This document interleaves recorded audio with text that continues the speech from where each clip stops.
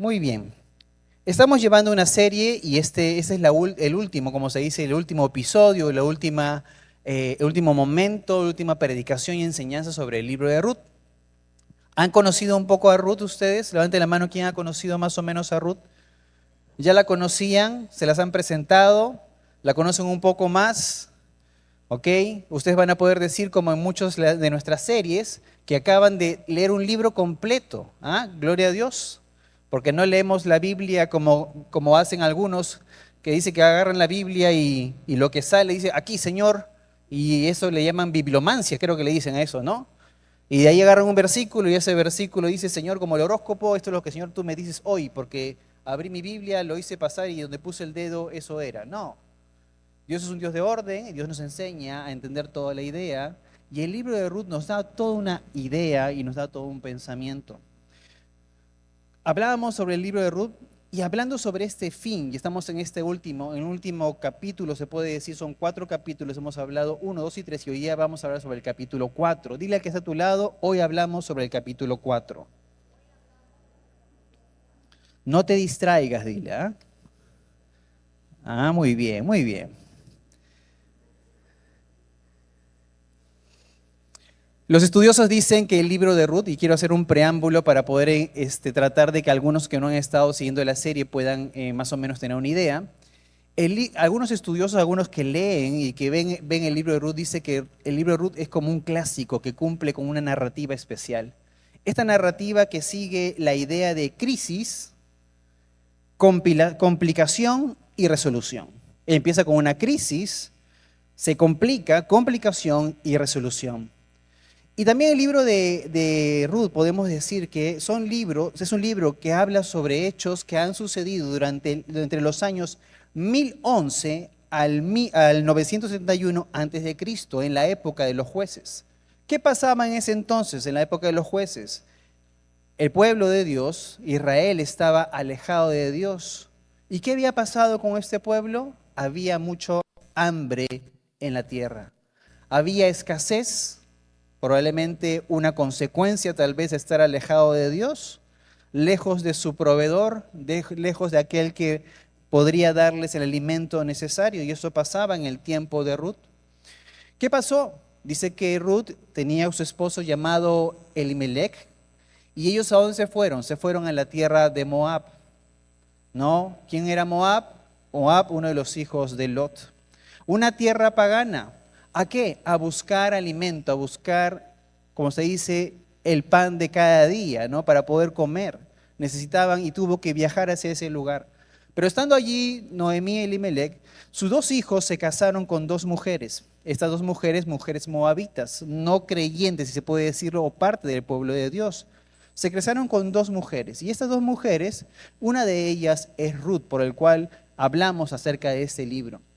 Siendo que Elimelech muere y muere también los 2 los 2 hijos de Noemí y Elimelech, decide Noemí retirarse y regresar a su tierra. Dice, ¿yo qué hago aquí? ¿No? Algunos estudiosos dicen que esta idea del libro de Ruth se parece mucho al hijo pródigo, ¿no? Aquel que fue a buscar, de repente a hacer fama, a buscar lo mejor de lo mejor, pero terminó regresando a la casa de su padre. Y algunos dicen que se parece mucho, de cierta manera, a esa historia.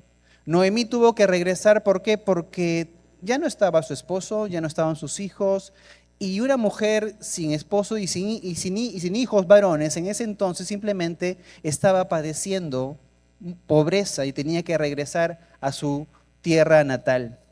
De regreso, por supuesto, a Judá, ella está regresando con sus 2 nueras y una de ellas que ustedes conocen, muchos de ustedes conocen la historia, otros tal vez no. De las 2 nueras, una decide quedarse con ella y regresan hacia allá, pero una simplemente regresa a su casa, pero no va con ella. Muchos estudiosos dicen que también este libro habla acerca de la conversión de una mujer moabita, una mujer que no era creyente, convertida al Dios de Abraham, una mujer pagana convertida a Dios. Una mujer a la cual le llaman leal, una mujer a la cual le llaman una persona que estuvo en todo tiempo dispuesta a seguir con su suegra Noemí y la llevó hasta el lugar, y ahí fue cuando empezó esta nueva historia que vemos en el libro de Ruth. ¿Qué podemos decir acerca de esto? Este libro, libro de Ruth, habla acerca de cómo Dios se involucra en las alegrías y en los sufrimientos de nuestra vida diaria. Para Dios no es ajeno lo que nosotros pasamos.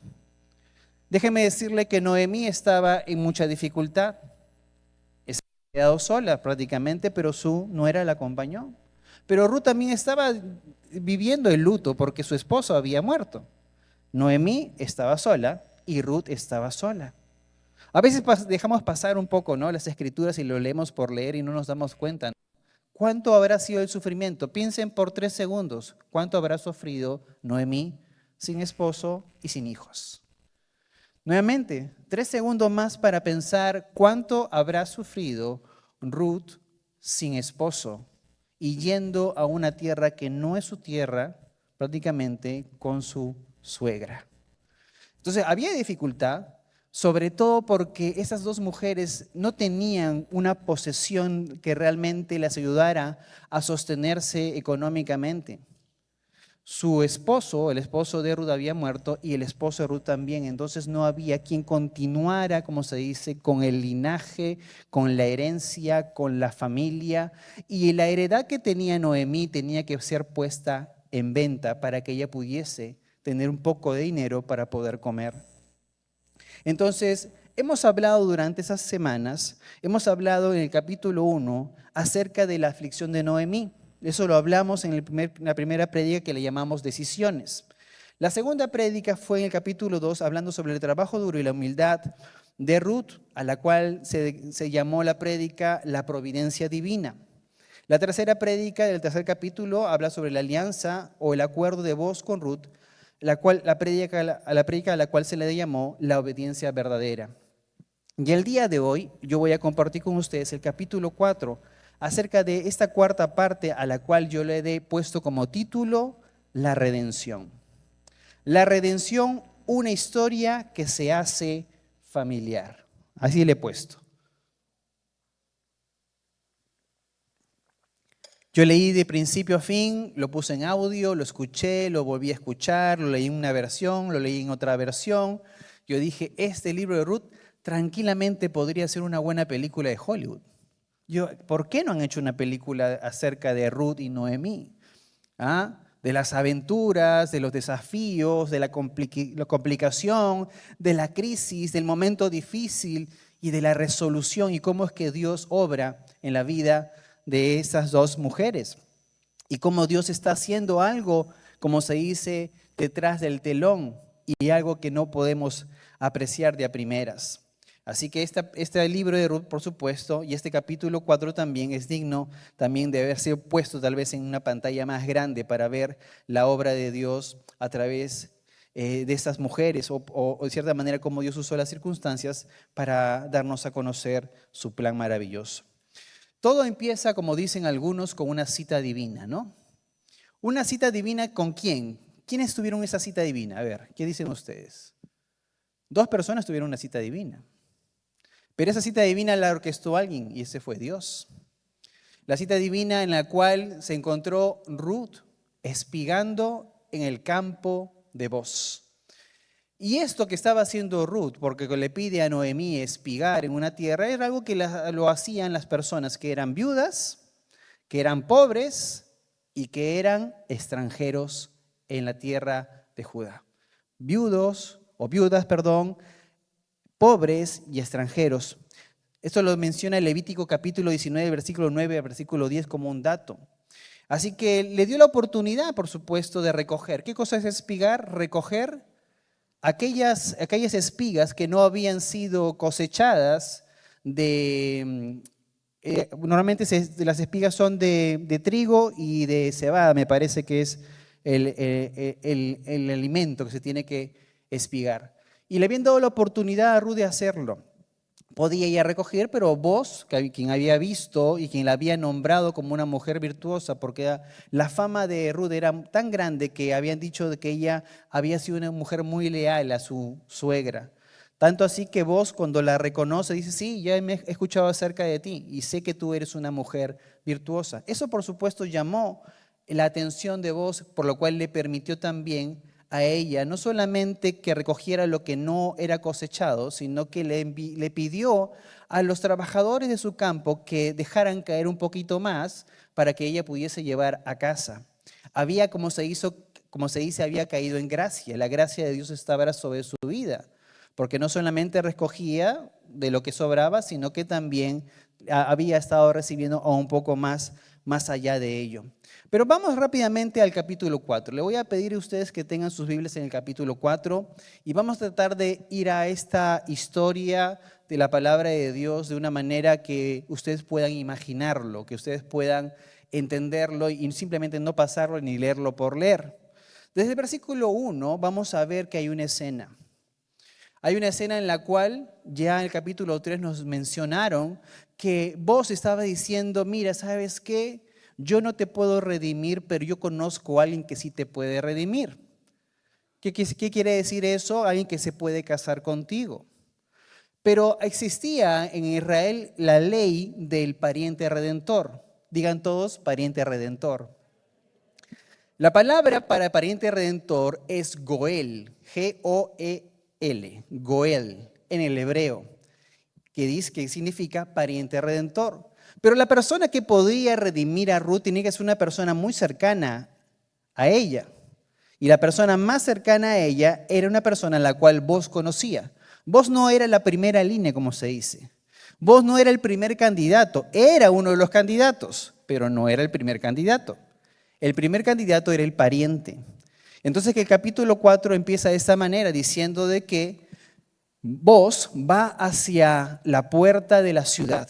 Y si ustedes buscan la puerta de la ciudad, en la puerta de la ciudad habían ciertos lugares como una especie de una banca en forma de U, donde se sentaban las personas ¿cómo se les llaman a estas personas? Que son los autoridades, vendrían a ser los ancianos. Los ancianos de la ciudad se sentaban en ese lugar para poder legislar, para poder ponernos de acuerdo en las dificultades de la ciudad. ¿Y qué hizo vos? Vos dice que se fue hacia la puerta y esperó que estuviesen reunidos o reunió 10 de estos ancianos y pasó por allí, dice la palabra, pasó por allí el pariente, el que se podría decir el pariente redentor, ¿no? Y pasó por ahí y le dijo, ven para acá. Es más, el versículo 1 no le da el nombre, sino le dice, pasó el sujeto, o ven tú, fulano le dice, véanlo en su versículo, en versículo 1, le dice fulano, no le dice su nombre, y le dice, ven tú aquí, mira, ¿sabes qué? Sucede esta situación. ¿Qué está pasando? Está pasando de que, bueno, Noemí tiene una heredad y la está vendiendo. ¿Tú la quieres? Y el pariente dijo, por supuesto, como no voy a querer más heredad, ¿no? Estaba pensando que se iba a ser más rico, que iba a tener más tierras, pero vos le dijo, ¿qué le dijo vos? Versículo 2, vamos avanzando, ustedes me pueden seguir, de repente como quien mira, y de repente no vale corregir ahorita, ya pues me corrigen después, pero yo creo que vamos a ir por buen camino en la historia. En esos versículos vemos cómo vos habla con este hombre, y este hombre dice, sí, yo quiero la tierra. Pero vos le dice, no solamente tienes que comprar la tierra, sino que al momento que compras la tierra, te casas también con la viuda. La viuda Ruth, tienes que casarte con ella.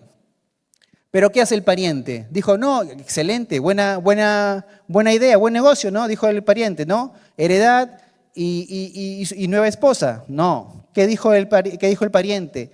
Dijo el pariente que no, que sí quería la tierra, pero no quería casarse con Ruth.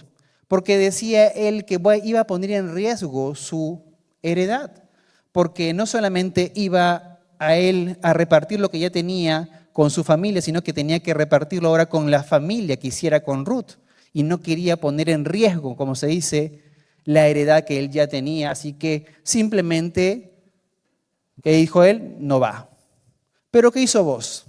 Vos ya había visto con buenos ojos a Ruth. Vos ya había visto a Ruth espigar. Vos ya conocía a Ruth, la mujer moabita, seguramente simpática, seguramente muy buena persona, seguramente tenía todas las características de una mujer virtuosa a la cual él llamó. Probablemente su corazón ya la amaba, tal vez, y la vio con mucha felicidad. ¿Y qué dijo vos en ese momento? Esta es mi oportunidad, ¿no? si el primero, el que la debería tomar a la damisela, como se dice, no quiere, entonces yo lo voy a hacer. Y entonces fue así que Booz tomó la oportunidad para poder ser el esposo, aquel que se iba a casar con Ruth. Pero ¿saben cómo se daban las cosas en ese tiempo? En ese tiempo no había un contrato, no llamaron a un abogado, no llamaron al pastor Fidel, no llamaron a alguien para que les ayudara a hacer el contrato. En ese entonces, ceder mi derecho era hacer ¿qué cosa?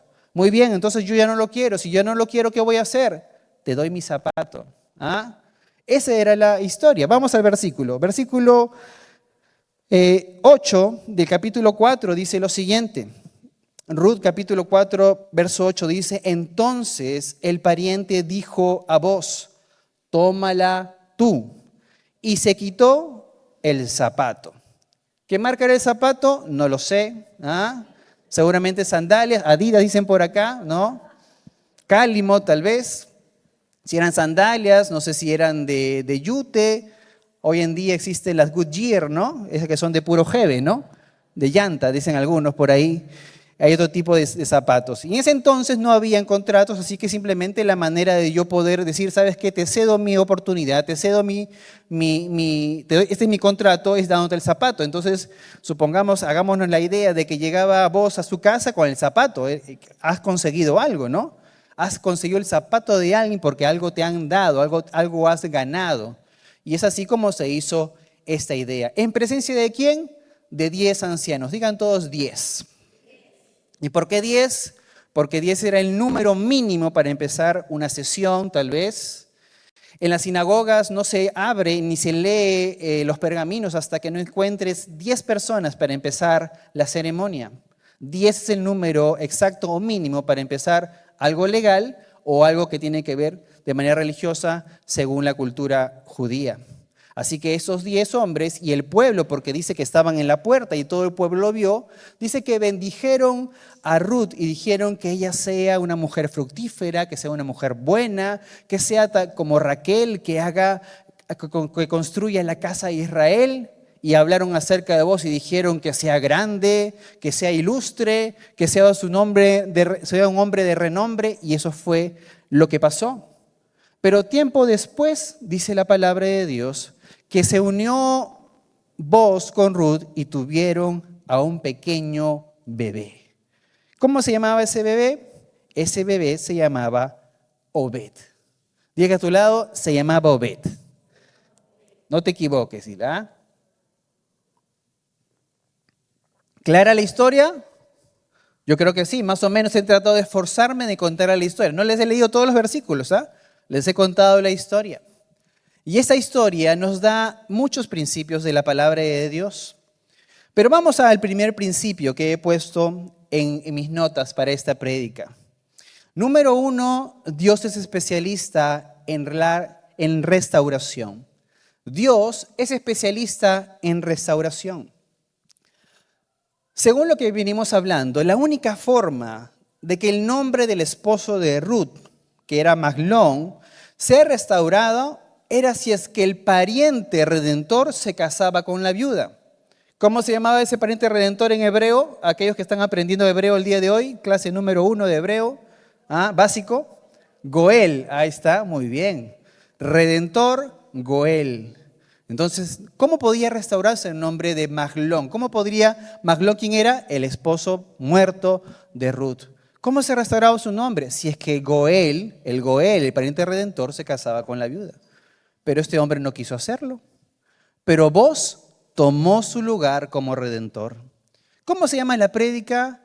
La redención. Una historia que se hace familiar. ¿Por qué será que me estoy adelantando al final? Porque se me hace familiar de que alguien tuvo la oportunidad de redimir a Ruth y no tomó la oportunidad, pero la tomó otra persona llamado Booz. Él sí tomó la oportunidad de redimirla. Vamos al versículo 5, ahora lo voy a leer con ustedes. Capítulo 4, versículo 5 dice, entonces replicó Booz, el mismo día que compres la tierra de la mano de mí, debes tomar también a Ruth Moabita, mujer del difunto. para que restaures el nombre del muerto sobre su posesión. Eso fue lo que tenía que haber hecho el sujeto o el fulano, como lo llama la Biblia. No da el nombre, sino es sujeto o fulano. Hey, tú fulano, suena un poco feito, ¿no? Pasaba por ahí, ven tú fulano, ven aquí. Así lo llamó vos al pariente que tenía la primera opción, como se dice. El pariente más cercano, teniendo esa primera opción, no la tomó, así que vos la tomó. Y vos sí estuvo dispuesto con ello a restaurar el nombre, y no solamente restauró el nombre de Maglón, que era el ex esposo viudo de Ruth, sino que también restauró también con ello a Noemí y también a Ruth, porque le permitió a Ruth con el casamiento y con tener un hijo, mantener, como se dice, una familia y no quedar hasta allí nada más. Noemí tenía la oportunidad de que su tierra siga siendo de su familia por causa del casamiento con vos. Y tuvo la oportunidad, Ruth, de poder tener familia y seguir, de cierta manera, con un linaje hacia adelante. Eso lo hizo vos por la redención. Pero vemos a vos como el héroe, tal vez con capa. No hay una S de Superman, probablemente podría ser una B, tal vez, de vos. Cuando lo buscaba en Google, Gemini decía Buzz, como Buzz Lightyear, pero no era Buzz, era Boss. Así lo leía la inteligencia artificial. Pero él parece ser el Redentor, ¿no? El Redentor, aquel que aparece en escena para restaurar. Déjame decirte que Dios obra de esa misma manera con nosotros. Dios, a través de Jesucristo, es, como se dice, nuestro Goel, nuestro Redentor. Jesús es nuestro Goel. Porque dice que Él tomó la oportunidad. Tal vez muchas personas en la vida, en el tiempo que nosotros vivimos, hemos pasado por dificultades y alguien podía haber hecho algo por nosotros, pero no lo hizo. Pero vino Dios y se encargó de una manera sobrenatural e hizo aquello que tú esperabas o que de repente ni siquiera esperabas, pero Dios arregló todas las cosas y Dios trajo restauración. ¿Cómo trajo restauración Jesús en nuestras vidas? ¿Y cómo estamos enlazando la historia de Ruth con la vida de Jesús y con lo que hace Jesús en nuestras vidas? Jesús nos redime, pero también dice la palabra que nos restaura. ¿A qué nos restaura? Nos restaura con un nuevo nombre. Ya no somos creación, sino que somos llamados hijos de Dios, ¿no? Dios nos restaura en una condición de hijos. Dile que a tu lado ya no eres creación, sino un hijo de Dios.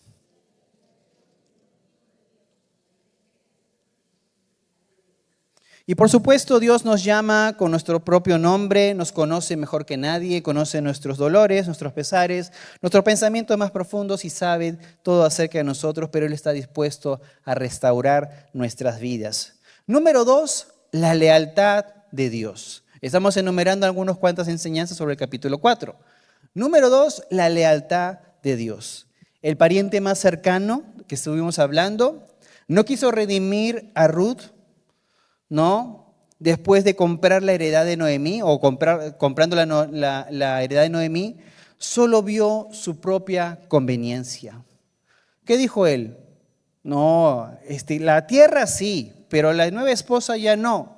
Porque una cosa es repartir entre 5 o 6 y otra cosa es repartir entre 15 o 12, ¿no? ¿Cuántas personas más tendría él como familia casándose con Ruth? Entonces simplemente él buscó su propia conveniencia, no pensó en la idea de hacer el bien, en la idea de ser leal a su familia.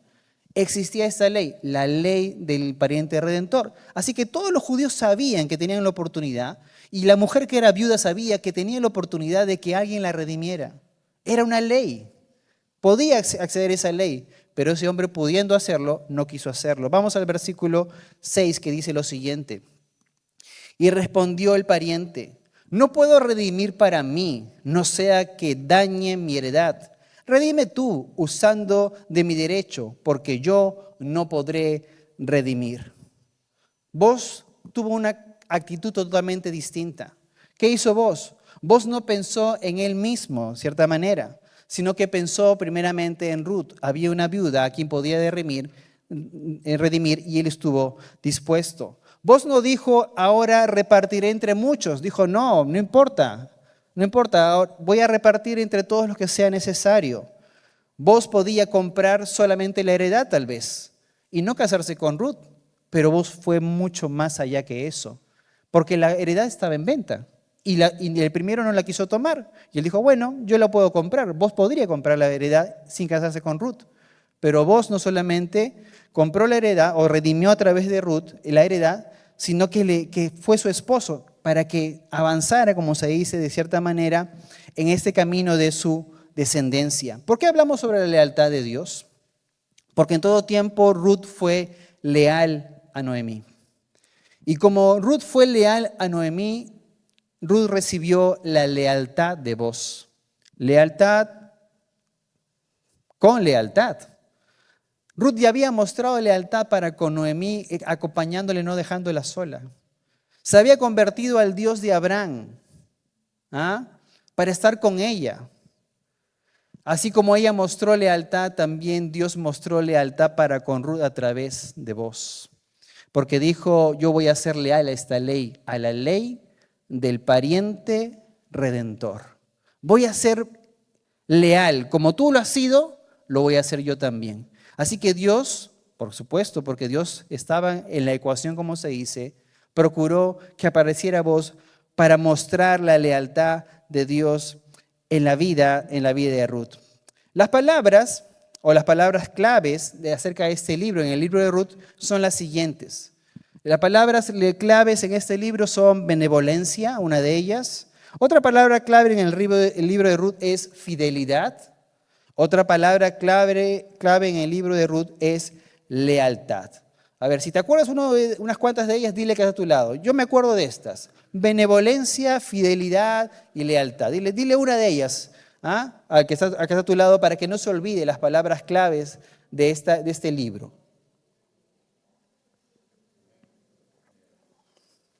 ¿Cuántos son benevolentes? A ver. Y pocos, no hay nadie. ¿Qué pasó? ¿Cuántos son benevolentes? Están anotando, ya, son benevolentes. ¿Qué son benevolentes? Son buenas personas, buscan hacer el bien. ¿Cuántos son fieles? Son fieles. Igual al original. ¿Cuántos son leales? Hay que buscar todas esas virtudes, por supuesto. Y algo que el Señor, de cierta manera, valora en nuestras vidas. Así como fue Ruth leal a Noemí, lo fue también, por supuesto, Boaz para con ella. En la persona de Boaz vemos, por supuesto, la lealtad de Dios, ¿no? Y déjeme decirle que aquel que es llamado fulano, o tal vez, ¿cuál fue el otro? No, Mengano, no fue Mengano. Fulano o sujeto, con buena razón no es nombrado en el libro de Ruth. ¿Por qué? Por eso mismo, porque no tomó la primera opción.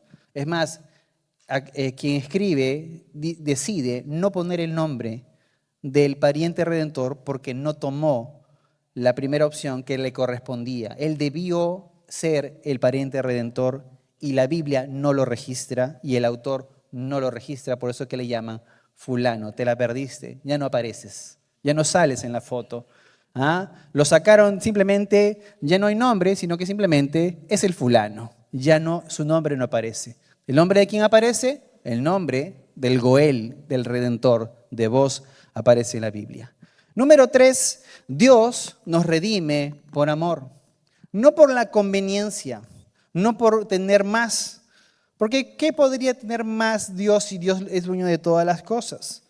Vamos a la idea de Boaz, aquel hombre redentor, ¿no?, que aparece en la Biblia. Boaz amaba a Ruth y procuró el bien de ella. Boaz es un tipo de Cristo. Digan todos, un tipo de Cristo. Y por supuesto, es un tipo de Cristo. Vemos en todo lo que hace Boaz, de cierta manera, una parte de lo que realmente nuestro Señor Jesucristo es. Porque Él es nuestro primer, o como dicen algunos, o como debería decirse, el Redentor universal. Jesucristo es el Goel de nuestras vidas. Vamos a Ruth 4 del 9 al 10 que dice lo siguiente.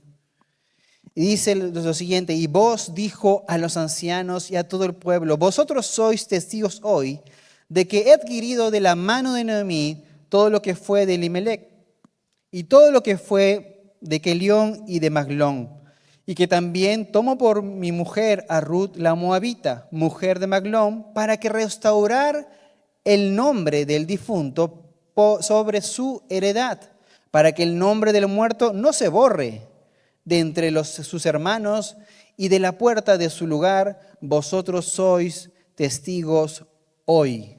¿No? Un hombre bueno. Estaba restaurando el nombre de Maglón, estaba restaurando la heredad, estaba dándole la tierra que tanto necesitaba Noemí para poder comer, para tener lo necesario. Nuevamente pensemos en Noemí, pensemos en Ruth, en las escasez, en la dificultad, no tener esposo, no tener marido, no tener alguien cerca, no tener hijos. Las dificultades que estaban viviendo, y viene alguien y está dispuesto a redimirlo. No importando que tenía que compartir, no importando que tal vez tenía que compartir con más personas su heredad, sino que estuvo dispuesto a hacerlo. Y lo hizo por amor, de la misma manera que Jesucristo lo hizo por cada uno de nosotros. Nosotros probablemente o seguramente podemos decir por causa del pecado teníamos una deuda, pero Jesucristo pagó nuestra deuda en la cruz del Calvario. Jesús es el Redentor por excelencia porque Él nos redimió cuando nosotros debíamos haber pagado por las cosas que habíamos hecho.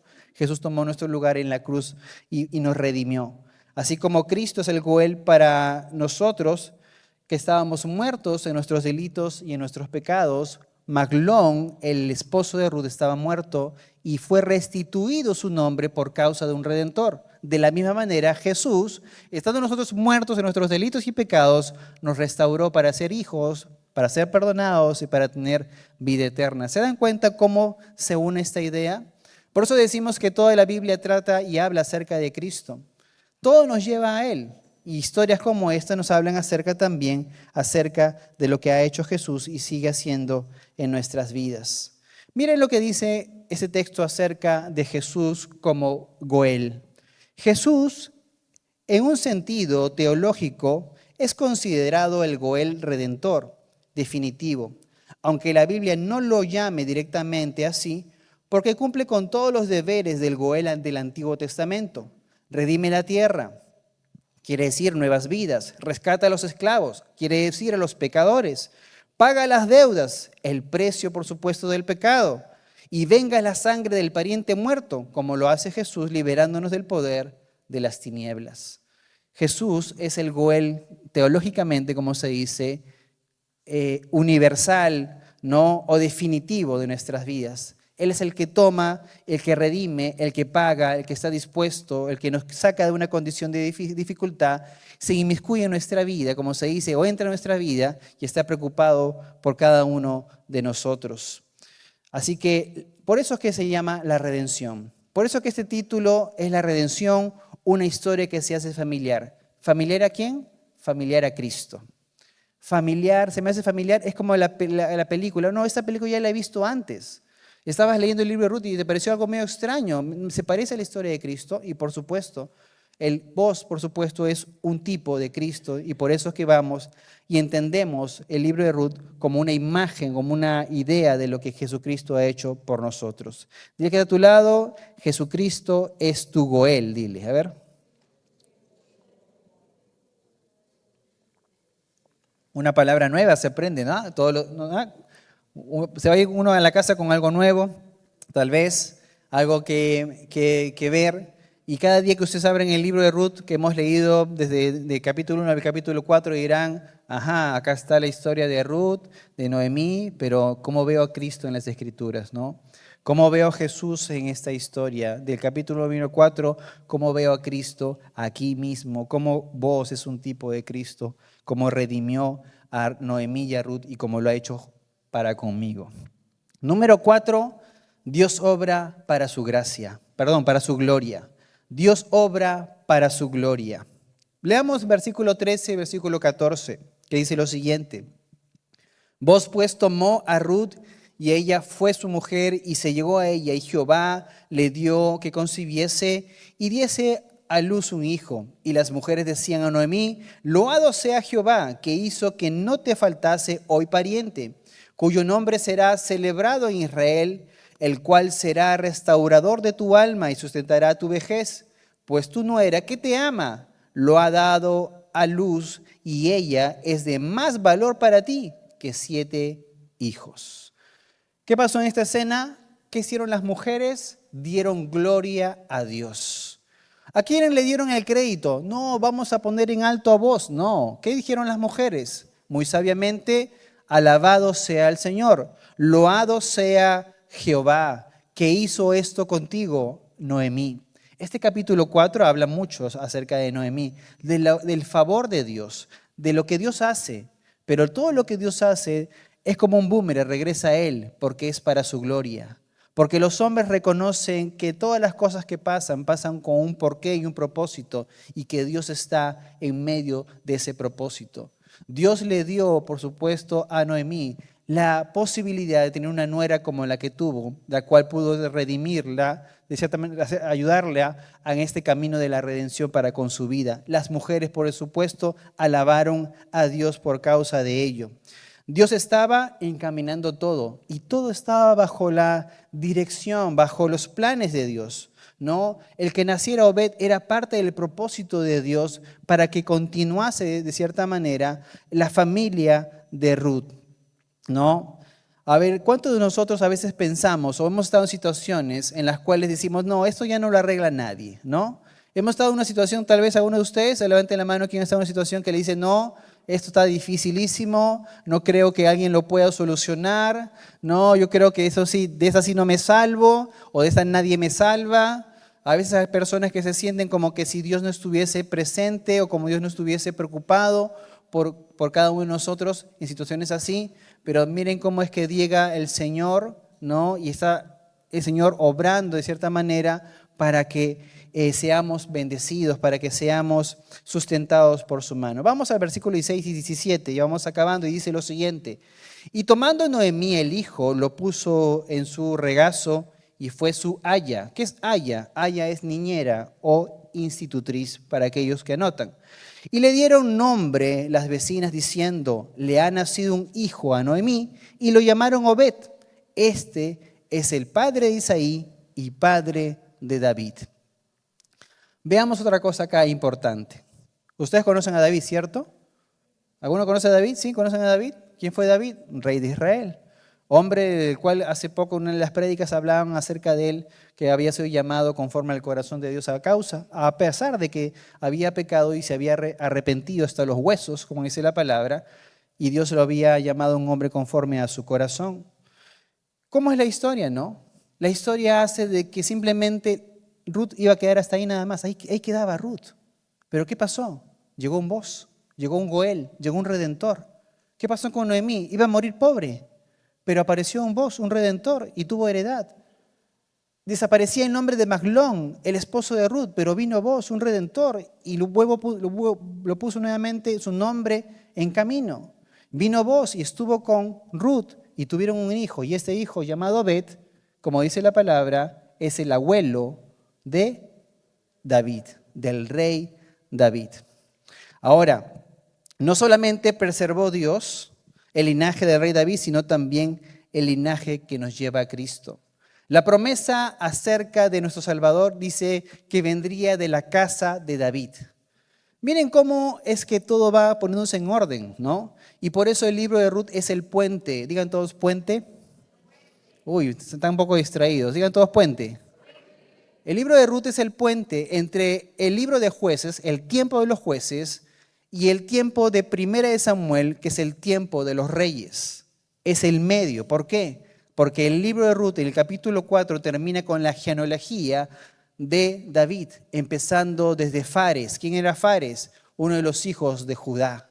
Y así dice la Biblia que el Mesías venía de la tribu de Judá. Judá, Fares y todos los nombres que aparecen en el capítulo 4 que nos llevan hasta Obed, Isaí y David.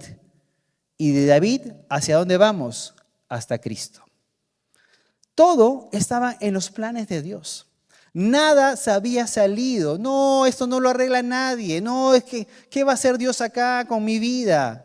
Yo ya estoy muerto, frito, pobre, desahuciado, ya no pasa nada conmigo, pero Dios estaba haciendo algo en la vida de Noemí, Dios estaba haciendo algo en la vida de Ruth, y cómo es que Dios preservó el linaje que nos llevaba hasta Cristo.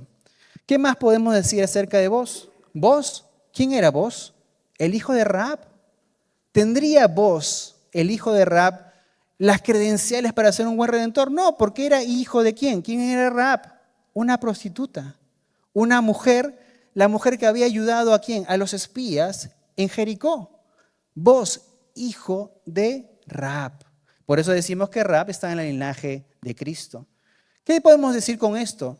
Que no solamente Cristo estaba yendo con su mensaje y con el evangelio para aquellos que eran judíos. En el linaje de Cristo ya había una mujer de Jericó. En el linaje de Cristo ya había una mujer moabita. Así que podemos decir que el evangelio no solo es para los judíos, en realidad el evangelio es para todos aquellos que realmente creemos en su nombre. Por eso podemos decirles que es para todos los gentiles. Ya había dos mujeres en el linaje de Cristo que eran de pueblos paganos que se habían convertido, de cierta manera, al Dios de Abraham. Y miren cómo Dios lo hace todo para su gloria. Y vamos a cerrar con esto todavía mayor, porque déjenme decirles que la redención, digan todos redención,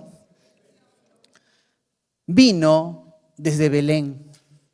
¿Por qué? Porque vos es de Belén. ¿Y de dónde viene la redención para nuestras vidas? Desde Belén. ¿Por qué? Porque Cristo, ¿dónde nació? En Belén. ¡Wow! Otra vez, el libro de Ruth no era un simple libro. El libro de Ruth no simplemente era un simple puente entre dos libros. El libro de Ruth está hablando acerca también de la genealogía y la preservación del linaje hacia el Mesías, ¿no? Desde Belén vino la salvación también para nuestras vidas. Desde Belén Jesucristo vino a nuestras vidas para ser el Goel de nuestras almas, de nuestros corazones, a redimirnos. Como vos era de Goel, porque le dijeron, serás un hombre ilustre en Efrata, serás un hombre de renombre en Belén. Así dice el versículo en el capítulo 4. Así que entendemos también que la salvación y la redención viene también desde Belén, hablando de nuestro Señor Jesucristo. Así que Dios tenía todo bajo control. No se le había escapado absolutamente nada. Y con esto cerramos número 5. Aunque no veamos a Dios, Él está obrando. Aunque no veamos a Dios, Él está obrando en nuestras vidas. Él obra a nuestro favor. Hace unos días tuve la oportunidad de estar en la playa. Ustedes dirán, octubre en la playa. Bueno, sí, tuvimos unos días cortos por la vacación de las niñas, pero estando ahí en el mar, yo feliz, nadando solito, me gusta meter un poquito adentro para que no me agarren las olas. Yo me recordaba las palabras de mi esposa que me decía, Marcelo, cuántas cosas hoy Dios nos ha dado, nos ha entregado, y ninguna de estas tal vez pensábamos que podíamos alcanzarlas, tenerlas o estar en la condición en la que estamos. Si lo mirábamos desde el lado humano, solamente podía recordar tal vez mis propias palabras que decía, estas cosas son imposibles. Pero podíamos ver cómo Dios estaba obrando de una manera sobrenatural en nuestras vidas y en nuestra familia. Recordábamos y decíamos, cuando no podemos ver absolutamente nada, cuando creemos que nada tiene solución o que no podemos alcanzar a nada, Dios está obrando en nuestras vidas y lo vemos tangible en el tiempo. Pero ¿saben qué sí aparece? Aparecen los actos de Dios. Cuando en el tiempo que había escasez, en Israel, en Judá, hubo alimento y Noemí regresó. Cuando Ruth no tenía esposo, Dios planeó un encuentro con vos y tuvo un esposo. Cuando Ruth no podía tener hijos, Dios permitió que se uniera a este hombre y Dios le dio un hijo. ¿Qué podemos decir? ¿Cómo Dios estaba actuando? Cuando Dios preservó también la vida, ¿no? Para darle a Obed, por ejemplo, para que Obed sea parte del linaje de Cristo. ¿Y cómo es que Dios está obrando de todas maneras, en cada momento de nuestras vidas? Pero no podemos negar que Dios ha estado obrando en cada situación, en cada momento. Y eso yo te lo digo a ti, me lo digo a mí mismo también, porque esto es para todos en realidad. Cuando no vemos a Dios nombrado, mencionado, pensamos que Dios no está obrando o Dios no está haciendo nada en absoluto, déjame decirte que Dios tiene todo bajo control y que Él está trabajando detrás del telón, como se dice, a favor de nosotros. Déjame decirte que Dios trabaja por dos formas también. Dios trabaja para bendecirnos, sí, pero Dios también trabaja para que Él sea glorificado.